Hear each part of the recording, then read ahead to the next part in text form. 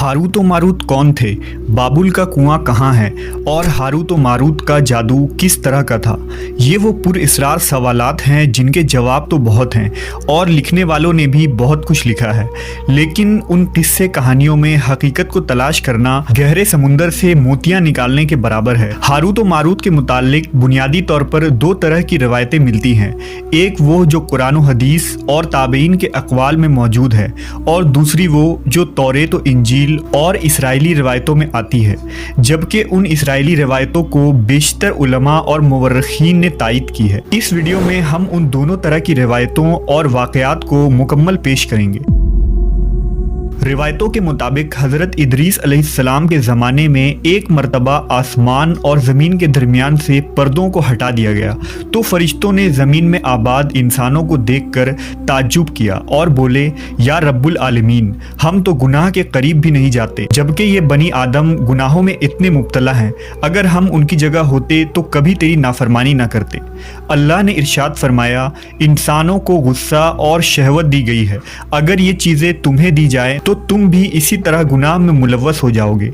लेकिन फरिश्तों ने कहा, हम ऐसा हरगिज़ न करेंगे। लिहाजा अल्लाह के हुक्म से फरिश्तों ने अपनी जमात में से दो बेहतरीन और इताअत गुजार फरिश्तों को चुन लिया, जिनका नाम हारूत और मारूत था। अल्लाह ने उन दो फरिश्तों में इंसानी फितरत और शहवत डालकर दुनिया में भेजा। वो शहर बाबुल में दो खूबसूरत इंसान बनकर आए और काजी के काम पर मुकर्रर हो गए, जहां वो लोगों के दरमियान फैसले किया करते थे। एक दिन उनके पास एक औरत अपना मुकदमा लेकर आई और कहा कि उसका शौहर उसे बहुत परेशान करता है। हारूत व मारूत ने जब उस औरत को देखा तो वो उसकी खूबसूरती और हुस्न से मरऊब हो गए और उस पर आशिक हो गए। उन्होंने उस औरत से जिना की ख्वाहिश की तो औरत ने उनसे कहा, तुम्हारी ये ख्वाहिश मैं तभी पूरी करूंगी जब तुम बुत की पूजा करो, शराब पियो या मेरे खाविंद को कत्ल कर दो। हारूत व मारूत ने शराब नोशी को छोटा गुनाह समझकर पी लिया और नशे की मस्ती में दो और कबीरा गुनाह कर बैठे। उस औरत ने उनसे आसमान पर चढ़ने का अमल भी सीख लिया, जिसके जरिया वो आसमान पर जाते थे। जब औरत इस अमल के जरिया आसमान पर गई तो अल्लाह के हुक्म से उसे सितारे की शक्ल में मस्ख कर दिया गया। चूंकि उस औरत का नाम ज़ोहरा था, इसलिए वो सैयारा ज़ोहरा कहलाया, जिसे आज वीनस कहते हैं। इस गुनाह की वजह से हारूत व मारूत खुद वो इसमें आज़म भूल गए जिसे पढ़कर वो आसमान पर जाते थे और बतौर सज़ा उन्हें बाबुल के एक कुएं में उल्टा लटका दिया गया, जहां वो ता क़यामत यूं ही कैद रहेंगे। ये एक इसराइली रवायत है जिसे इमाम इब्न कसीर और फ़खरुद्दीन राज़ी जैसे मुफस्सरीन अफसाना और मन घड़त कहानी करार देकर सख्ती से रद्द कर देते हैं। वहीं इमाम सयूती जैसे उलमा इस रिवायत को मुस्तनद मानते हैं। हारूत व मारूत और चाहे बाबुल के सिलसिले में एक और रिवायत कसरत से बयान की जाती है, जिसके मुताबिक एक ज़माना ऐसा था जब शहर बाबुल रुए ज़मीन पर तहजीब व तमद्दुन का मरकज़ था। यहाँ के लोग बातिल खुदा की परस्तिश किया करते थे। ये लोग अपनी किस्मत उनसे वाबस्ता समझते थे, इसलिए इल्म नजूम और इल्म फल्कियात में बड़े माहिर थे।